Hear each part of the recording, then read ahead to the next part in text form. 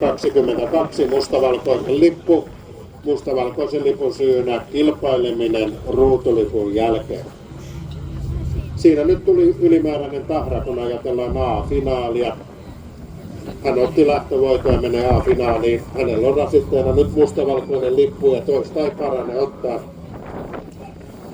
Eli nyt ei voi riskillä ottaa yhtään mitään. 4-7 Henri Nieminen, Hämeenkyrön urheiluautoilija, Särkänperä Piipö, 3-5 Antti Nukala, 3-1 Samuli Saarela,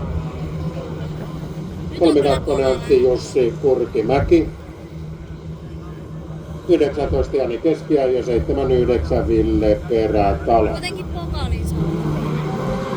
Ja näin liikkeellä ollaan.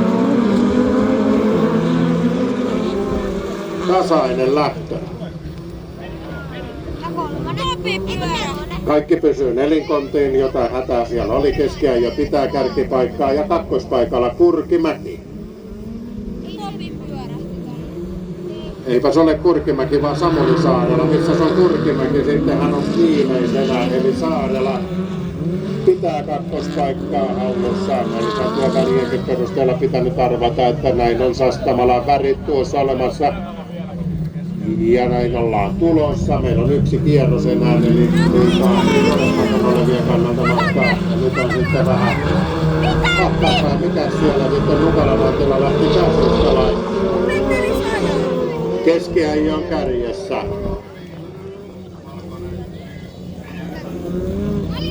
Ja kakkospaikalla on Samuli Saarela, kilpailijalle 35 mustavalkoinen lippu, mustavalkoisen lipun siinä perään ajo. Ja Nukala keskeyttää. Kilpailijalle 35 musta lippu, syynä 2 kertaa mustavalkoinen lippu.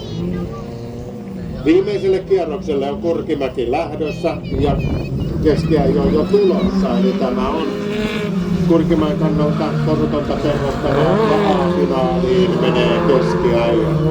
Otetaan vielä A-finaali. Ja näin, myyntipisteet ja arvo.